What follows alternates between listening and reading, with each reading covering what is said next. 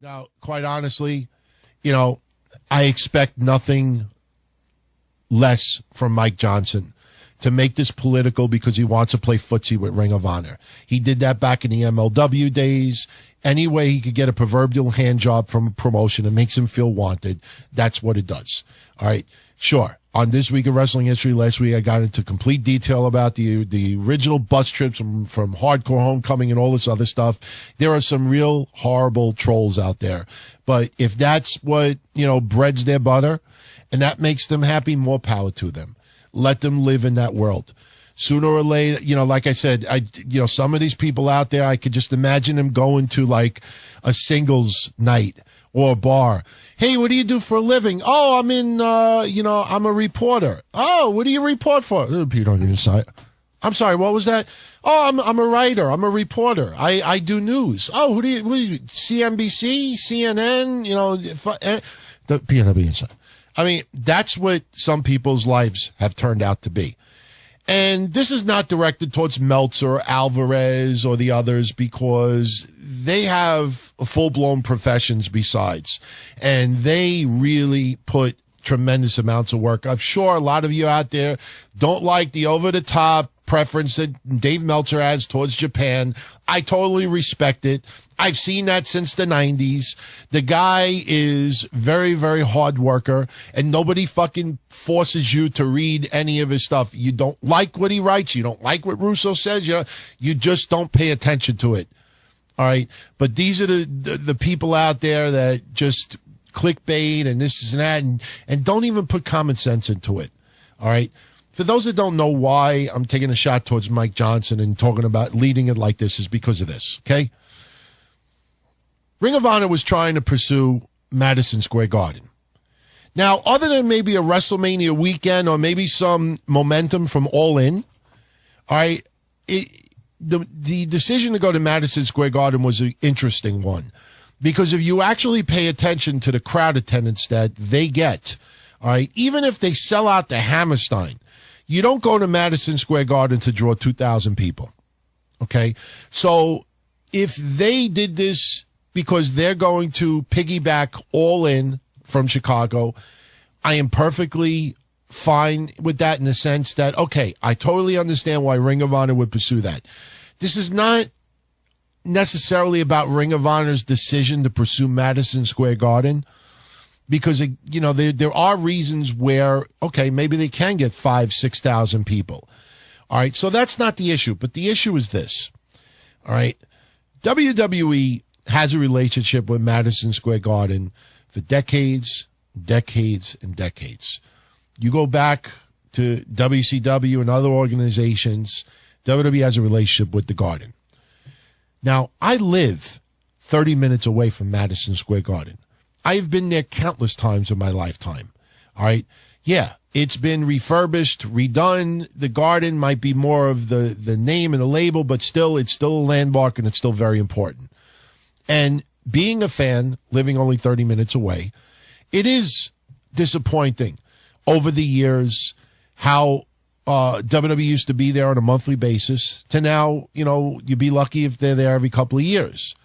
All right, so WWE doesn't utilize it anymore as like they used to. And they've been favoring Barclays. All right, which, okay, I understand the reasons why and this and that. But the thing is that WWE still has a business relationship with Madison Square Garden. A business relationship. Sure, maybe they couldn't come to terms with having some shows, more recent than in the past. If you remember, it was about 6, 7 years ago, I think. I might be a little off on the years, but you might remember that there was a lot of negotiations falling through with WWE holding an event in Madison Square Garden, and then they finally did, and it was big news.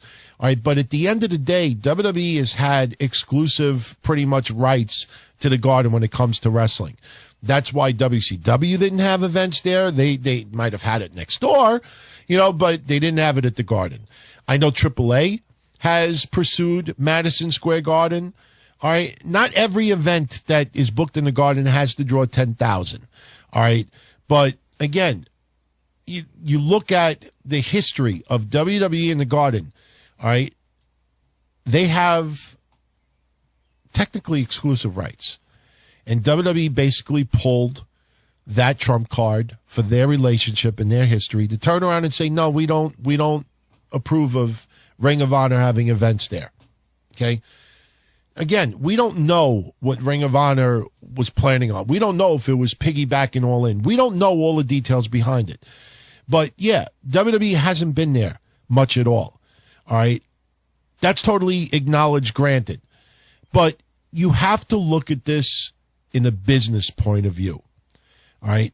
Do I agree with WWE pulling, that trump card and killing the deal that Ring of Honor had with the Garden? No, I don't like it. As far as a wrestling fan goes, if I was a Ring of Honor fan, my immediate reaction would be, look, WWE, if you're not going to hardly ever use this fucking place, let another fucking federation go there. But again, at the end of the day, this is business. It is business. All right, don't give me WWE's a $1 billion company now. They can allow Ring of Honor go there. Come on, is it really? It's not about niceties, people. It's not, Ring of Honor, they kind of like had a little bit of, a little friendship with WWE where, sometimes they would be name plugged. Come on, just this time, they let Ring of Honor work the Garden. Then any other promotion out there could turn around and try to pull the same thing. And the interesting thing about it is that if you read a lot of websites, a lot of people talking about this, I totally understand fans because you're looking at this as a fan and you should. But people out there, again, they forget about the business side of this and just looking like, wow, Ring of Honor, WWE, you're fucked up. You screwed Ring of Honor, blah, blah, blah, blah. I told everyone the last 2 days, let's see if Ring of Honor gets a lawyer and files some type of a suit in this. Or are they just going to use this as sympathy sales? Okay? And that's why I found it funny with Mike Johnson's thing. Because Mike Johnson portrayed this whole thing, because he interviewed the owner of Ring of Honor. He portrayed this thing as WWE pulled, leverage and, went to Madison Square Garden and said, no, they put the monkey wrench into the deal and fucked it up and Ring of Honor got screwed out of it. Okay?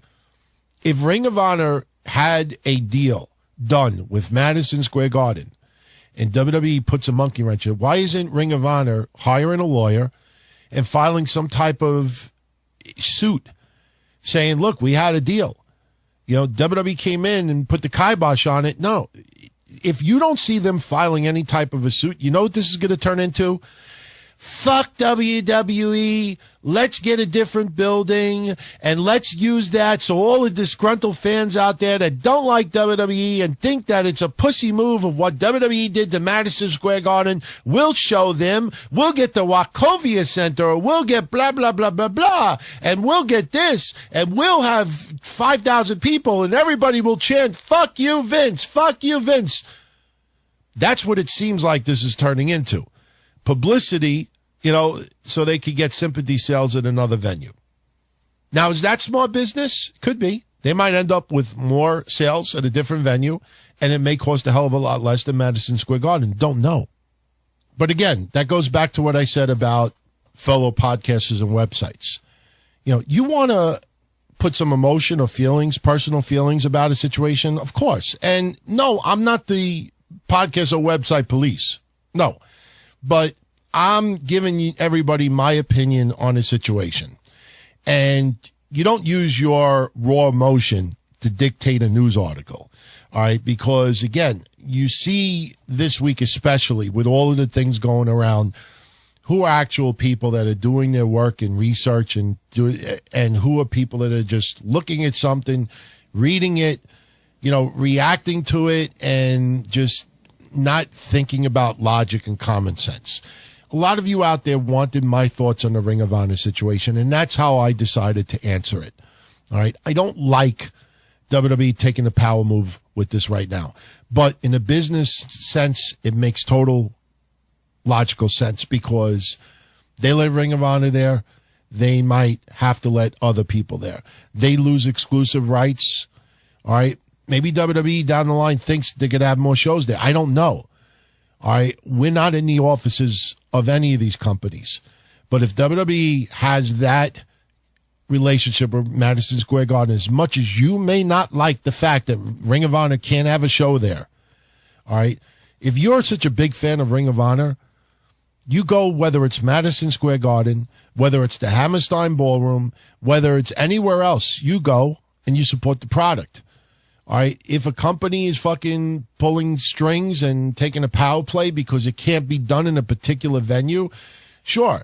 You know, some fans think it's history. Holy shit. You know, Ring of Honor, Madison Square Garden. Who would have ever thunk that? Yeah, it's a pretty cool thing. But again, at the end of the day, it's business. And you have to understand it in the business sense. So if everybody think that WWE is, just way wrong for doing this, that is your personal view on it. That is not news. That is not facts.